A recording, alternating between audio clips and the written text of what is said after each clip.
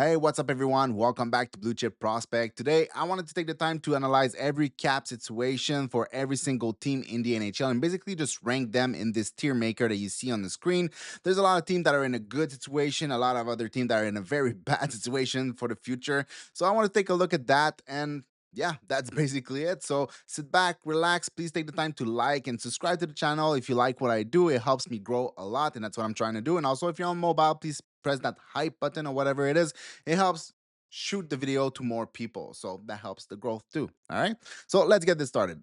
All right, so if we start this with the Anaheim Ducks, the Ducks did just sign Mason McTavish to a 6 year, $7 million contract, which is great for him and great for them. They also have Troy Terry, who is signed at $7 million for the next 5 years, so that's perfectly fine. Outside of that, in terms of young forwards, they don't have other players that are signed long term. They're gonna have to sign players like Leo Carson and Cutter Gauthier and Ryan Pilling. Like, I don't think Ryan Pilling is going to cost all that much, but he's going to be a nice bottom six player for them, so they're gonna have to pay him anyway. But the two most like the biggest breadwinner on this team, at least in offense, it's going to be Leo Carson and Cutter Gauthier. And at some point, it's going to be Beckett Seneca too, but they are not there right now. He has 3 years left on his contract, so that's not going to be an issue. But those two players are going to take a significant piece of the pie. But right now, we don't know. It depends on the season they will have. And they also have a few veteran players that are going to get off the book in the next 2 years. They have players like Chris Kreider and Alex Killorn, maybe Ryan Strom, unless they want to keep him. So basically, at the forward position, the cap is looking great. Like, they have good players that are already locked down for a while, $7 million. And the next players like Lou Carson and Cutter Gauthier right now, well, they're not like players deserving of like $15 million contracts, so that's fine. And on defense, they just signed Jackson Lacombe to a $9 million contract, which is fantastic for them. If he plays the next few seasons like, the same way that he played the last one, I think he's going to work to be worth it. If he doesn't, then it's going to be a little bit of an issue. But at the same time, the cap is going up so much that it's not really going to be an issue. It's gonna be a little bit expensive. But if he is anything like the player that he was last year, then it's not going to be a problem. But outside of that, they have to sign Pavel Mintyukov and Olens and Wugger, which will probably not cost all that much unless they have a very, very steep development curve next season, which we will see. But in the end, the Anaheim Ducks, if you look at next year, they have $37 million.6 in cap space to sign the players like Leo Carson, Cutter Gauthier, Mintukov, and Zellweger, which will be like the main player to sign. And after that, players like Ryan Pelling or whatever. So they are in a very nice position. I don't think the cap is going to be an issue whatsoever. They don't have any player that is really expensive, that is not worth his money. So the Ducks, they go at nicely set. And next we go with the Seattle Kraken. And the Seattle Kraken is a team that doesn't have like a direction or something like that. But the cap situation looks fine overall because they have 3.2 million in cap space right now.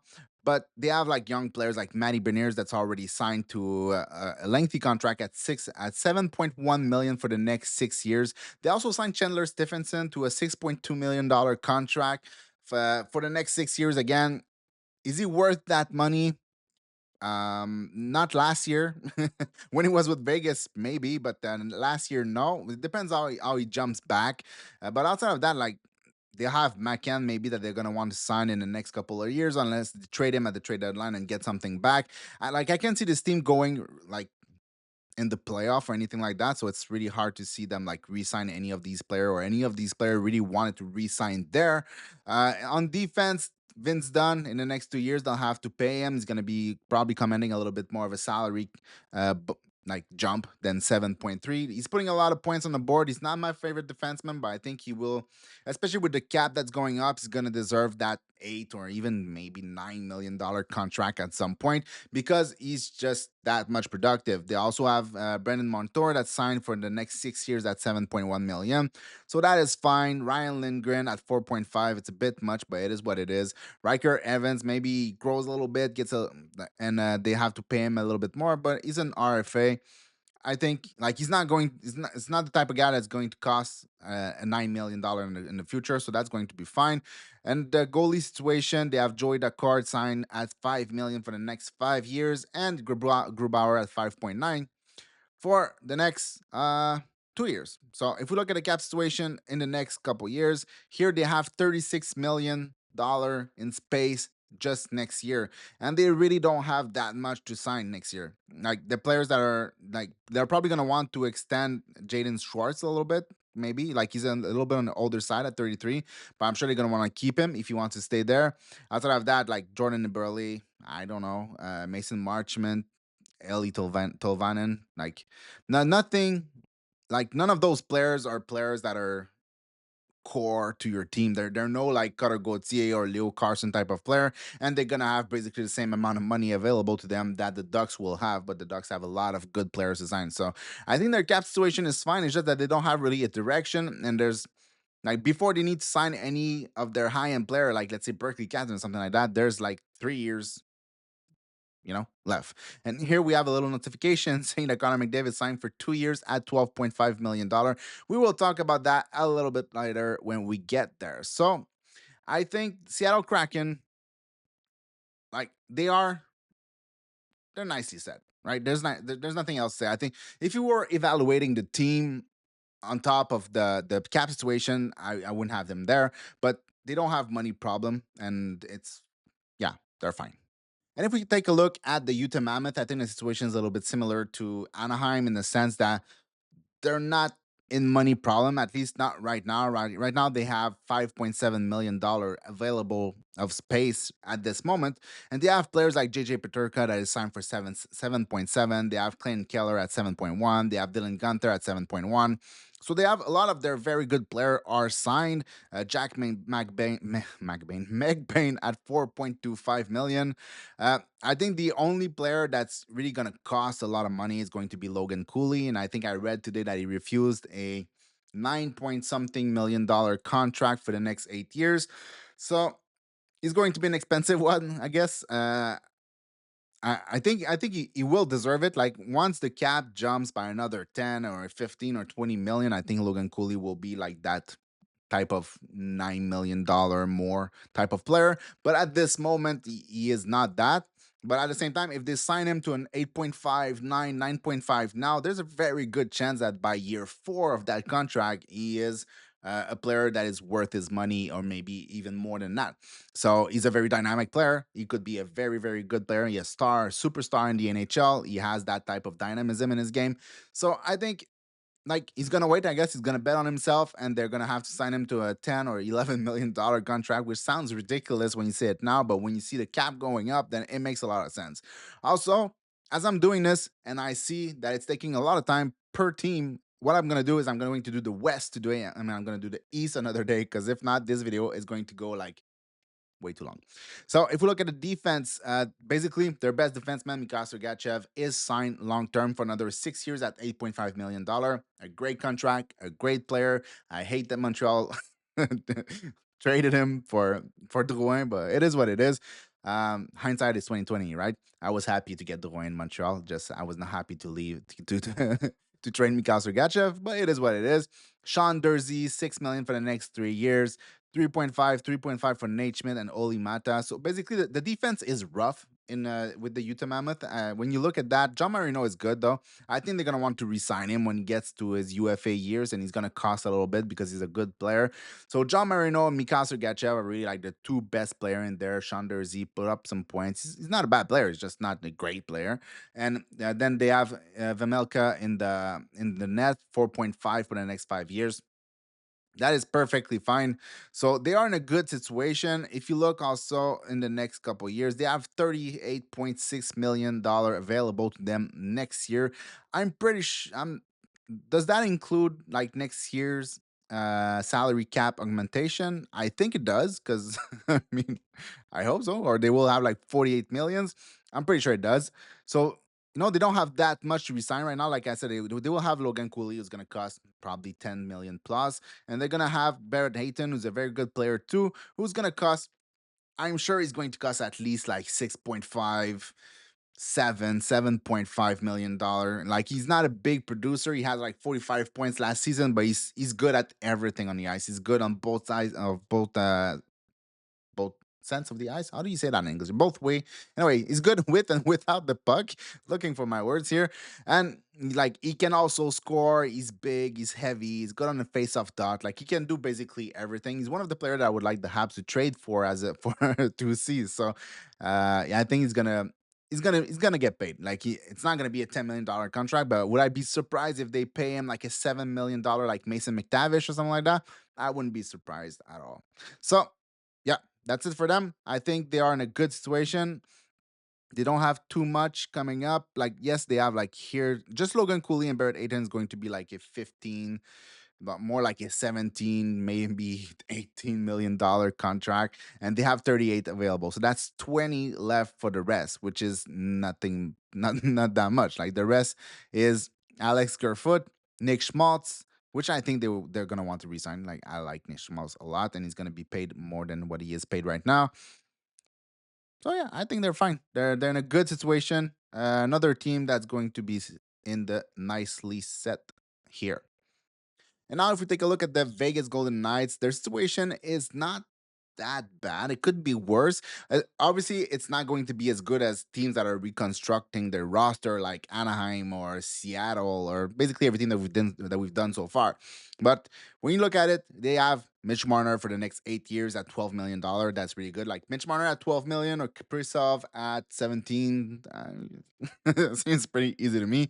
Obviously, they're gonna have to re-sign Jack Eichel, and he's gonna cost a lot of money. He's one of the best center in the NHL, so it's gonna cost a lot. Thomas Hurdle at 6.7, that's really good. Outside of that, they don't have any like significant player to re-sign for next year. Like they're gonna have to sign Alexander Holtz for this year, but he's not. He's basically a non-factor right now. They're gonna have to resign Pavel Dorofeyev, and if he scores, what is it? He scored like 30 goals last year or something like that. Let's just go see to make sure. Yeah, 35 goals. So if he does the same thing again, well, I mean, it's gonna cost some money, and that's going to be a problem. So that situation is okay for now, but it's gonna get to be a problem because once they have to re-sign Dorofeyev and Jack Eichel in the same year, and they have like 1 million left on the cap right now, it's not looking so great. And then when you look at it on defense, Shea Theodore at 7.5 million. That's good. Noah Hannafin, that's fine. All signed long term, 7 years left on their contract. Braden McNabb, 3.6, that's great. White Cloud, same thing. So those are fine. The two other, like Jeremy Lauzon and Ben Hutton, they can find similar players for similar money. So that's not really going to be a problem whatsoever. The goaltending is signed long term. The only question mark is Alex Pietrangelo, who right now, at least like in September, he said he won't rule out coming back for Vegas, and that's going to be a problem for Vegas if he does come back. Because if you add, I think it's what $9 million contract, if I'm not mistaken. So if you add $9 million to the cap for Vegas. Plus, you have to re-sign Jack Eichel and you have to re-sign your young player Pavel Dorofeyev. Well, then it's not just gonna work. Something's gonna have to give up, or they're gonna give away their their captain and Mark Stone and save like 9.5 there since he's on the older side. Maybe I think Mark Stone is a great player, so I'm not sure if they are willing to do that. But something's gonna have to give if he comes back, and even if he doesn't come back, like something is gonna have to give anyway. Because if you look at it here, they have $29 million, and they're gonna have to sign some players outside of their two main player, who's going to be Dorofeyev and Jack Eichel. So um, their situation is not great. I mean, they are a very competitive team. So basically, if you're competitive, you're going to be at the top of the salary cap. That's obvious. Like it's going to be hard to compete if you're not spending all your money. And Vegas is a team that is not scared to spend its money. So they're not in nicely sad because they're not nicely sad. I would put them in like should be fine because I they will find a way. They will trade a player and something like that, and they will just find a way to make it work. Maybe Pietrangelo doesn't come back, and then they can sign their two players, or they're gonna find a solution. So they're somewhere between here and here. I would say not fine and should be fine, but I think because they are creative with the way they manage their player and money, I think they will be fine basically. And then if we look at the Chicago Blackhawks, well, The Blackhawks is pretty easy. They are a rebuilding team. They are at the bottom of the NHL. So obviously it's going to be very easy for them to have space. They have no player to pay. And they have like 20 players expiring next season. So that's not really a problem. And the only like significant player that they have to sign is Connor Bedard because they already signed Frank Nazar to a $6.57 million contract for the next 8 years. So that one is set, and then at some point they will have to sign other players like Sam Renzel, and they're gonna have to sign Lev Shunov too. But that's in 2 years, and like what are they going to be then? Like it's right now, they're not players that are going to be expensive, but maybe they develop and they become really good players, and then you have to sign them to big money. But right now, the only significant player to sign is Connor Bedard, and they have 11 million right now on the cap space, but they have so many players at 4.5, 4.2, 4 million, 2 million that are going to expire next year. Shea Weber at 7 million going to expire. Connor Murphy at 4.4 million going to expire. So basically, like the only defenseman worth talking about right now that's going to require a new contract next year is Kevin Korchinski, and the only forward worth talking about that's going to require a new contract next year is Connor Bedard. I mean Colton Dock too, but Colton Dock is not a player that's going to cost you $7 million next year. So obviously their situation is very different because they're, like I said, they are at the very bottom of the NHL. But not just they are at the very bottom of the NHL, they're also they're rebuilding everything. So there is no big contract in there yet. We'll see the season Connor Bedard will have, and the price that they have to pay for him. But outside of that, I mean, it's pretty clear that they are nicely set for the future. They have tons of space, so that's not an issue. And then we have the Calgary Flames, who are a team in the middle, basically. Like their cap situation isn't that bad, but it's also not a competitive team or a team that's looking to be very competitive for now. Maybe Zayn Perek changes that. I don't know. It's possible. But right now, I mean, their highest paid player is Jonathan Riberdeau, a player that's sometimes good, sometimes just okay at best. Then they have Nazem Kadri, who's a 35-year-old at $7 million. Matt Coronado on a great contract for 7 years at $6.5 million. Yegor Sharankovich at 5.7. That's good. Yoel Farabee at $5 million. I don't know. They got him for almost free in my opinion. And then like they have some good players that are signed for a decent price. Pospisil, I know people don't like him, but at 2.5, I think it's definitely worth it. And then you have Mackenzie Weegar at 6.2. Kevin Ball, I haven't followed Kevin Ball at all, so I don't know if he's worth that 5.3, but still, they have him for the next 6 years at $5.3 million. And outside of Rasmus Anderson, who I think doesn't want to be there, wants to go to Vegas only or something like that, maybe that will change. But for now, at least I think that's what he said. They don't have much to re-sign, right? Like their young players are signed. Zayn Perek has 3 years on his contract. Like who is there in this that you need to re-sign? Absolutely, like Ryan Lomberg. I highly doubt it. So I think they will be just fine. Obviously, they would probably love to keep Rasmus Anderson.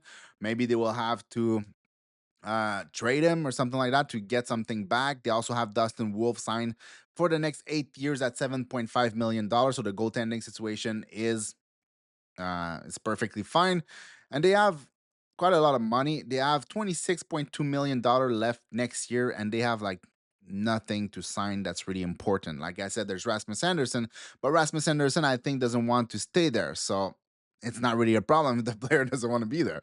So yeah, I think their cap situation is great, and they can add like there's going to be like 10 million more next year, and there's going to be growth the next couple years too.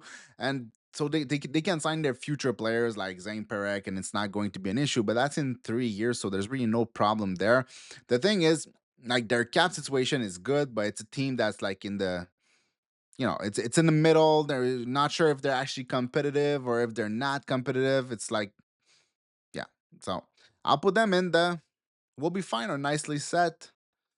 um Yeah, I think I have no choice. If I put Seattle in nicely set, I have no choice to put Calgary in nicely set because the cap situation is fine. It's just the team that's below average.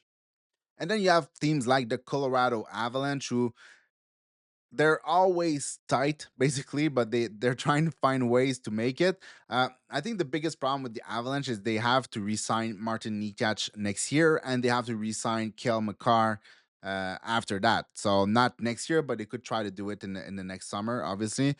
And it's a little bit of a problem because right now, like, most of their players are not like, on an expiring contract. Like, the one that are on the expiring contract are players that don't cost a lot. Player like Jack Drury, Victoria Lovson, Kirivanta, Bardakov. So, like, not players are really that expensive. And then on defense, well, it's the same thing. They're all players like at $1 or $1.4 million. So nothing really expensive is getting off the book. But you have to find the money from Martin Nikach. And then after that, you have to find the money for Kale McCarr, the best defenseman in the entire league. So uh, that part is going to be complicated. Their goaltending situation is okay. I mean, they have Blackwood signed for the next 5 years at 5.25, so that's okay. I think it's going to get complicated with them. They just re-signed Brock Nelson at $7.5 million. They have Nichushkin at $6.1 million. So they have some good contracts in there because obviously Nathan McKinnon at 12.6 is really good. If Gabriel Landeskog can keep playing, that's going to be good for them to have him at 6.1 million. So in the end, it's not necessarily a bad situation. Like, if I have to rank them, I wouldn't put them in they're not fine or they're not good, but I'd put them at basically equal um with the Vegas Golden Knights, which is in the should be fine. Or maybe they could be in not fine. No, you know what? I think they are a tier under. I think the Vegas Golden Knights, because of Pietrangelo being off the book, is probably helping them more. It's going to be tough for the Avalanche to find the money for both Nikech and Kale McCarr in the next couple of years. So yeah, I'll go in not fine because I think the Golden Knights are not only a little bit more competitive, but also a little bit more set for the future. You know what? No, it's not true. They have Jack Eichel and Dorofeyev to pay. So you know what? Let's put them equal. Okay, two competitive team, two playoff contending or Stanley Cup contending team that are tight on the money. And then when we look at the Dallas Stars, I think we're hitting our first team that's gonna have a very complicated time. Um, Obviously, some of their best player, like we're talking about Mikko Rantanen, signed for 8 years at $12 million, so that is all good for them. They have Roop Hintz at 8.45, and then they have also Wyatt Johnson at 8.4, both signed for the next 6 and 5 years. So that is all good. Matt Duchene at 4.5 was really good for them. So I think that's a really good deal for them. No problem there. Miro Iskanen at 8.4. Esa Lindell at 5.2. That's all good. Libushkin at 3.2, perfectly fine. And Jake Oettinger at $8.25 million. Like, their best players are signed. Now the issue is that, like, if we look here, they're already under the cap, so they're gonna have to adjust some stuff. But the problem is that next year they have to re-sign Jason Robertson and they have to re-sign Thomas Harley.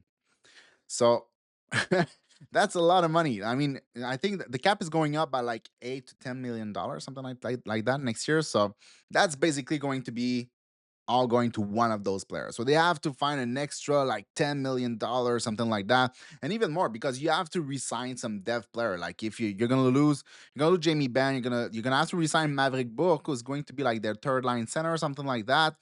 They're gonna have to. So they have player that they need to resign, but they have their star player, and Maverick Book is not necessarily going to be the cheapest player out there too.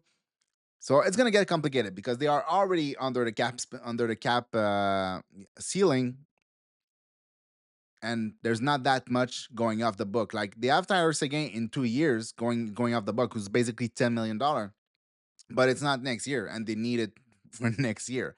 So I don't know how they're gonna do that. I think they are the first team that's actually, it's clear that they don't have the money to actually re-sign all the players, or they're gonna have to be very creative to find some way. And they knew it was gonna happen when they signed Rantanen at $12 million, right? They're gonna have probably to trade maybe Jason Robertson or something like that.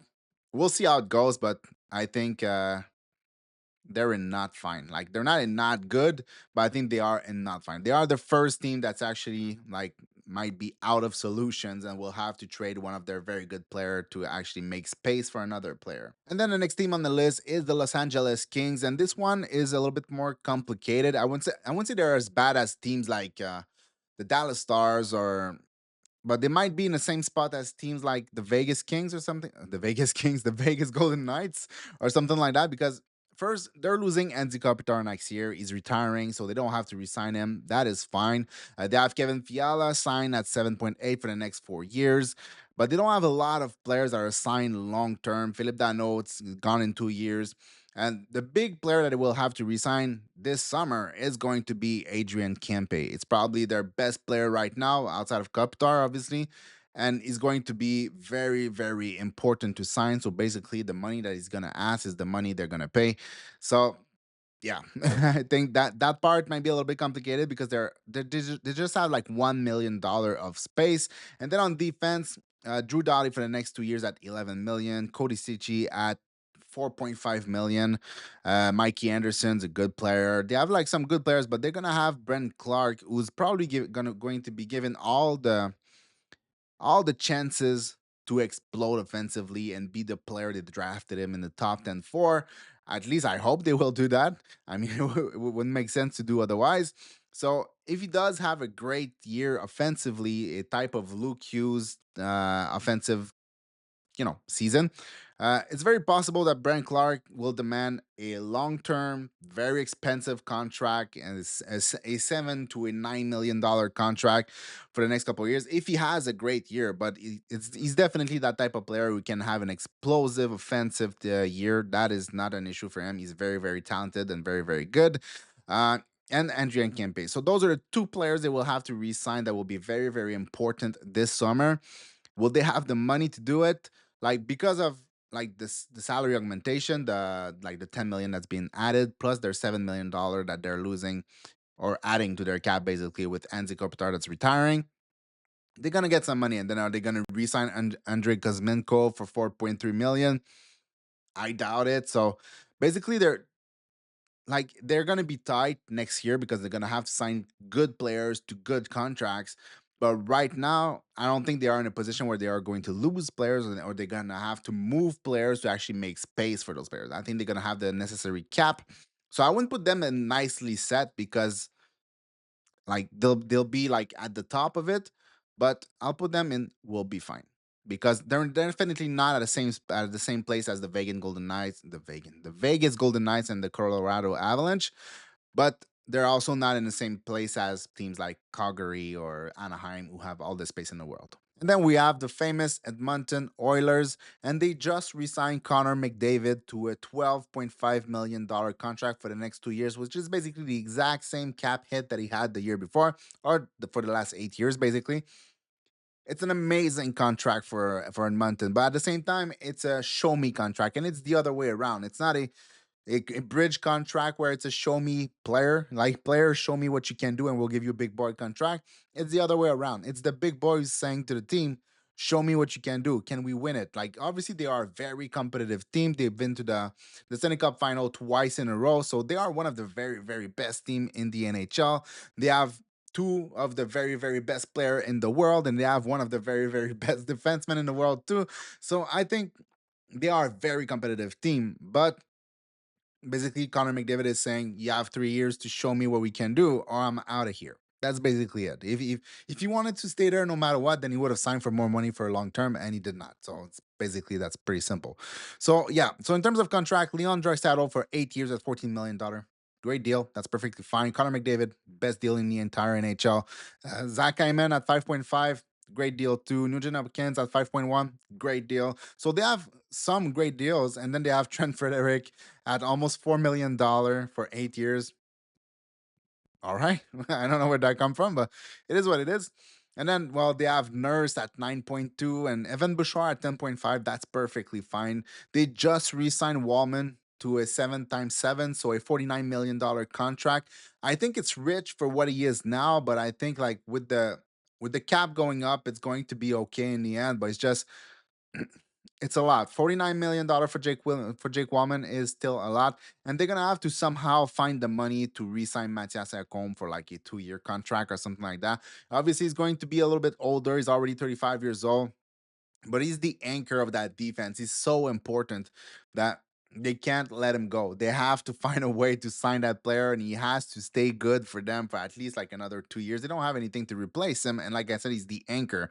So they don't have that much to replace, right? They have players like Adam Enrique, who's going to get off the book, and then Kasperi Kapanen and David Tomasek. So not no names, but just players that are not like that important to the team. They can find replacement for those players. That's not going to be the problem.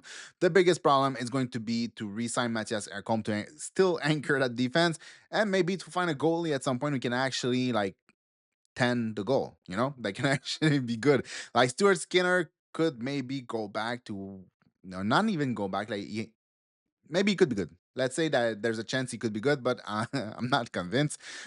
Maybe they're gonna have to find a way to sign a goalie, but because the cap is going up, and the only players that they really have to find a spot for is Matthias Ekholm, I think they will be fine and they will sign their depth. It's not going to be a problem. And because McDavid actually signed for 12.5 instead of a crazy 17, 18, 19 million dollar like Kaprizov or whatever, well, he is basically giving them a chance to make that team better.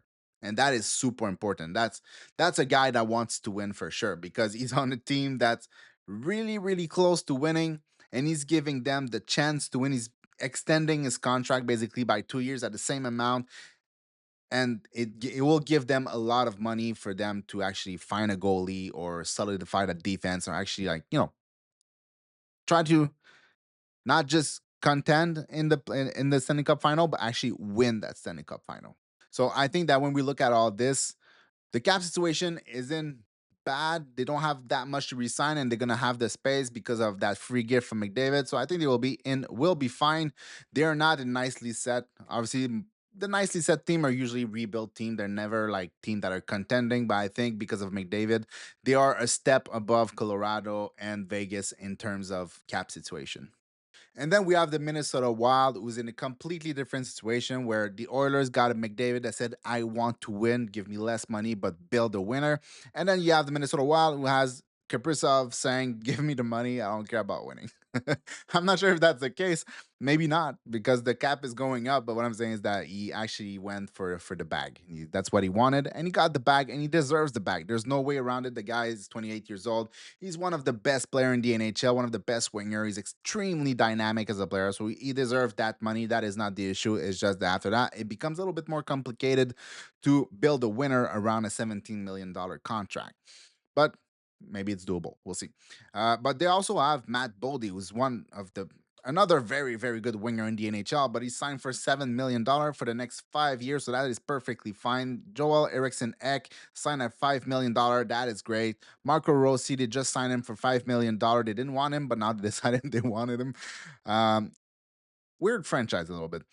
Then Marcus Foligno, 4 million. So like when you look at the forwards, they don't have that much to resign. Like basically, they have nothing to resign. Nothing that's really that important. Like Tarasenko and Zuccarello, like good players, but players that are also they will probably be cheaper, or you don't need them. It's gonna be one or the other. And then on defense, they have Brock Faber at $8.5 million. Like is he worth that? Maybe, maybe not. It depends on people's opinion, but I think that with the cap going up, he's definitely going to be worth that $8.5 million. Jared Spurgeon, well, 7.5, but he's older, so he's gonna be gone in not too long. And then you have players to resign that are like David Juracek. Like the problem is that David Juracek, every time he steps on the ice, he kind of disappoints. He's not the player that he was drafted to be. Uh, and he looks like a giraffe when he's skating. So I don't know. I don't know how he's gonna develop. He's just 21 years old. There's plenty of time for him to be like gain experience and be better. But it's just that right now he's not looking so great. If you compare him to, let's say, Zeev Buium, I think Zeev Buium looks much, much, much better. And he's going to be a player that's going to cost a lot of money. I'm pretty sure he's so good. He's like Lane Hudson, not as dynamic, not as offensively dynamic, but at the same time, probably a little bit of a better defenseman, a little bit more size. Um, Like, I'm not saying he's as good as Lane Hudson. I don't think there's many players that are just as good as Lane Hudson, but at the same time, he's probably like one or two notch under that, which is still going to be a player that's going to cost a lot of money in the end. So their cap situation for next year is going to be fine because they don't have that much to resign. The players to resign are not going to come in a lot of money. And they just signed Philip Gustafsson for a $6.8 million contract. So that is great. And if you look at 2026, 2027, they have only $15 million worth of space, but that is because they just re-signed their biggest player, which is Gustafsson in 6.8, and that famous $17 million contract for Kirill Kaprizov. So for next year, they're fine. And after that, it might be a problem if, let's say, David Jurček develops into a player, or Zeev Buyan becomes a very dynamic player in the NHL, and they have to sign him for $9 or $10 million. Then that might become a problem. But for next year, I think they are good. So I will put them in will be fine because they're not in a great spot, but they're also not in danger for now because they have some good contracts like Matt Boldy, but they also have some um, harder to swallow contract like Kirill Kaprizov. And not that I wouldn't take him, right? I say this harder to swallow contract, but I mean, I would take him at $17 million. It's not that I would not. It's just that it would have probably helped the team if you did take like maybe a $50 million contract or a $14 million contract like Jared Seidel. Like there's no reason for Kaprizov to be a higher salaried player than Draisaitl. Like absolutely no reason. So I mean, 14 would have helped the team. Did not do it. That's okay. Took the bag. All fine. And then when we take a look at the Nashville Predator, it's a little bit different in the sense that they are fine with the cap. Like they have almost $4 million available right now. And they don't have that many players to resign that are important players or expensive player, especially with the cap going up. But they also have nothing coming up to help them compete in the future. Like their last top 10 player was Brady Martin. I think Brady Martin is going to be a very good player. Is he going to be a franchise savior? Probably not. I mean, chances are not great for him to become that. So, and they don't have to resign him anyway for 3 years. If he makes the team, or I think he did make the team, um, like there's plenty of time for that to happen. Same thing for Matthew Wood. If he gets some legs under his body and he can actually make plays at the NHL level, which he did in preseason, he was pretty good. Then he could be worth some money, but I mean, there's still 2 years before that. So they're a little bit in a weird place because they have Forsberg signed for another 5 years at 8.5, which is fine. Steven Stamkos, 3 years, $8 million. It's a lot of money, but it's fine. They have to spend money somewhere anyway. Then Marchessault at 5.5 for another 4 years.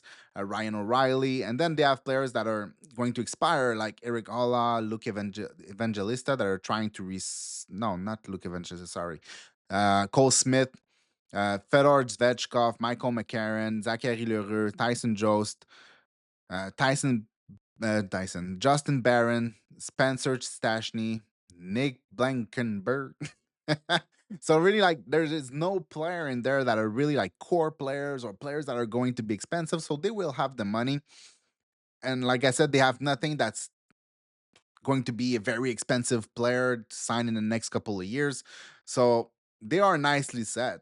Definitely nicely set. It's just they're not nicely set to compete. They're just nicely set to spend money on players. So there you go. Nicely set for the Predators. And then you have the San Jose Sharks, who are in a completely different situation. Basically, the entire team is expiring at the end of the season.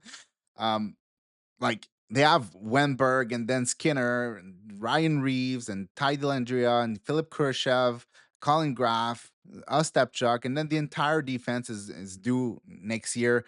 So they will have plenty of money. They have no big contract anywhere. Like they have their most expensive contract is Dmitry Orlov and Tyler Toffoli. So and they're basically signed for 2 and 3 years respectively, not going to be a problem. They have William Eklund that they just resigned for 3 years at $5.6 million.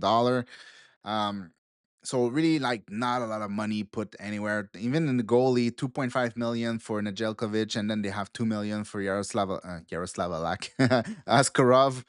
So like they are obviously well set. Like they're set for the future. It's not going to problem. They're gonna have players that are gonna cost a lot of money. Players like Will Smith, players like Celebrini are gonna cost a ton of money, and then they're gonna have some defensemen like Dickinson in like 3 years. That's gonna cost a lot of money. But overall, like the team is so young and they are like a bottom feeding team that and they are rebuilding. So just like Chicago, they have all the space in the world and they have to build that team before they actually become stuck with the cap. So they are in the nicely set one, and they are one of the most nicely set of all those teams. They will have all the money in the world to pay their best players. So yeah, I mean, there's nothing else to say. And then we have St. Louis, who I think they're in a good position. Are they in the nicely set? I'm not sure about it, but like they're in a decent position. Their three best player, Buchnevich, Thomas, and Kairu, are paid for the next 6 years at $8 million. So that is perfectly fine. The captain, Braden Shen, is paid at 6.5 million for the next 3 years. That is perfectly fine. They also have players like Jake Neighbors who's on a bridge contract at 3.7 for the next 2 years. That is fine. He's gonna cost more than that when you resign, obviously. And then they have players like Dylan Holloway, who's at $2.2 million, but he's gonna have to resign. And he was very good last season, and he's probably going to be very good again this season, and he's gonna cost quite a penny. And then there's also players in 2 years from now who's gonna resign Jimmy Snugarud, who's going probably to have a great season in St. Louis this season, and then he's gonna cost a lot of money like a year after that. And then when you look at the defense, they also have Philip Broberg, who's 4.5 right now, but he's gonna cost more than that next season, so they're gonna have to resign him. And then Logan Mayu, who right now probably next season is not gonna cost that much. Like they're probably gonna bridge him for 2 years or 3 years or whatever. But I think there's a point in his career where he's going to cost a lot more than people expect. I always been higher on him than most Habs fan. I always liked his game. I know there's like some defensive liabilities here and there, but it's not constant. And also like he missed so much development that he just needs to play to get there. But like what he brings, his size, his skating, his shot, his playmaking, is things that you cannot teach. It's things that you have, and he has that. So if he can round up his defense, he's going to be a very good player in the NHL, and I think he's gonna cost quite a penny. So, uh, but not next year. So he's not necessarily a problem for next year. He's a problem probably for the future. But so yeah, they have to resign Philip Broberg, and they have to resign Dylan Holloway next year. So those two are going to cost some money, but they already have 6.2 million available in the cap. And if you look down here, they have $31 million available next season. So they're gonna be signing those players to great contracts. They're gonna cost some money, but they have the money available. And then whatever is coming their way, they will have more money available. I think in the end, when you look at it this way, they have some good players to sign, but they are a team that's competing for the playoff. They're not a rebuilding team. So the fact that they have all that money for all those players and they are a competing team, I think there's no choice but to put them in nicely set. Yeah, I think there's no way around it. Like, even though at some point it's going to become tight if all those players hit, right now they look fine and they have plenty of money. And then we can look at the Vancouver Canucks, and the Vancouver Canucks are okay in terms of money. They have Elias Pettersson signed for the next 7 years at 11.6 million. It could be a great deal if Elias Pettersson comes back to the player he once was, and if he doesn't, well, it's not a great deal. But he's just 26 years old, so I don't really see that as a problem whatsoever. Brock Bezer and Jake DeBrus both signed at 5.5 and 7.2, which is perfectly fine in terms of contract, and they are long term, so they're not going to be re-signed in the near future. They just also re signed Connor Garland to a $6 million contract for the next 6 years. So that too is perfectly fine. I think, like, for the forward position, they don't have any player that really needs to be re signed. Like, Evander Kane, like, what is he right now? I don't know. And then Teddy Bluger, Sherwood. So I think that's fine. And then on defense, well, they have obviously Quinn Hughes for the next 2 years at 7.8. They have Philip Ronak that they sign at 7.25 for the next 7 years. Marcus Patterson, 5.5 for the next 6 years. I think that's a great deal. Tyler Myers, 2 years. So even on defense, they don't have that much to resign right now. Obviously, the big piece is going to be Quinn Hughes to resign, but we don't even know if he wants to resign there. So that is the ones that's gonna cost the money, and the one that's gonna be like that's gonna get a big payday. That's gonna be like 12 or something like that $1 million, because like there's gonna be so much cap space in the next 2 year that he's gonna be commanding so much money. Is going to be Quinn Hughes, but we don't know if he wants to sign there anyway. So if he doesn't, then the cap space is fine. And if he does want, I think the cap space is probably fine too. Like I said, they don't have that many good players to resign in the near future. All their very good players, including their goalie, are re-signed in the long term. So it's like all the money is going to be available for Quinn Hughes if he wants to resign there. So I wouldn't say they are nicely set because, like, if you look at it in the next 2 years or just like next year, they have only $19 million available next year. So it's not that great considering there's the big like cap going up and stuff like that. But at the same time, they're not in trouble with money. They just traded one of their big players in Miller, and they got Heatil in return. Which I don't know why he would do that, but it is what it is. So I'll put it in. We'll be fine. They'll have like Lekari Maki to resign in like 2 years, but like first he has to start scoring goal at the NHL level before he actually gets money. So those are all hypothetical. I think the big one is Quinn Hughes, and we're not even sure that he wants to sign there. But if he does, they will have the money for him available. And then last but not least, we have the Winnipeg Jets, who have two of their best players signed, or at least three of their best players signed in the long term. They have Mark Scheifele signed at $8.5 million for the next 6 years. They have Gabe Villardy signed for the next 6 years at $7.5 million. And then on defense, they also have Josh Morrissey at 6.2, Neil Pionk at 7 million for the next 6 years, and they also have Connor Eliabuck for the next 6 years at $8.5 million. So the like the best of the best players, like they are signed except for one. There's one of those player that if he leaves, it's basically like the end of the window for them. I think he's their best player. I think probably most people think he's their best player, and that guy is Kyle Connor. He's being paid $7 million right now. If you sign him today for the next like 6 years or 7 years or 9 years, we're talking about a guy that had 40 goals and 97 points last season. So we're talking about one hell of a player. He's gonna cost so much money. He's gonna be like, if Kirill Kaprizov can get 17 million, that means that a guy like Kyle Connor can get what, 14, $15 million, if that's the route that he wants to go. Maybe he wants to stay competitive, and the Jets have a very good team and they are very competitive. So maybe he wants to stay there and make decent money, but at the same time not destroy the team by taking that much money. But in the end, we're still talking about a player that's probably going to be paid like 11, 12, 13, $14 million. It's just right now it's hard to know exactly which route players are going to go and how high those salary are going to go. I think like when we see a $12.5 million contract, we're all like, oh my God, that's a lot of money, but maybe that's not a lot of money anymore. So we're gonna have to see how it's going to go with the next few big contract. But in the end, like right now, they already have 4 million available in space, and if you do put it to next year, they have $41 million available. So they have a lot of player to resign, because you can see here in that row, there's a lot of player. They're gonna have Cole Perfetti, Adam Lowry, Gustav Nyquist. I'm not sure if they're gonna resign Gustav Nyquist, or maybe Jonathan Tays if he has a good season. Um, that's about it for the forwards. And then they have Luke Shen, Miller, and Stanley on defense. So not a lot of players to re-sign next year that are really important outside of Cole Perfetti, Adam Laurie, and Kyle Corner. Those are going to be the three big players, and they're going to have the money for it. So I don't really see it as an issue. It's just, do they want to sign in Winnipeg? That's always the issue. But I mean, in recent memory, they've been pretty good at resigning their player, whether it was Buck or it was Mark Scheifele. Like basically everyone they needed to resign, they resigned them. Only some players were trouble, like Rodger McGorty, but he was not even an NHL player, and he's really just not looking that great. So I think it's fine.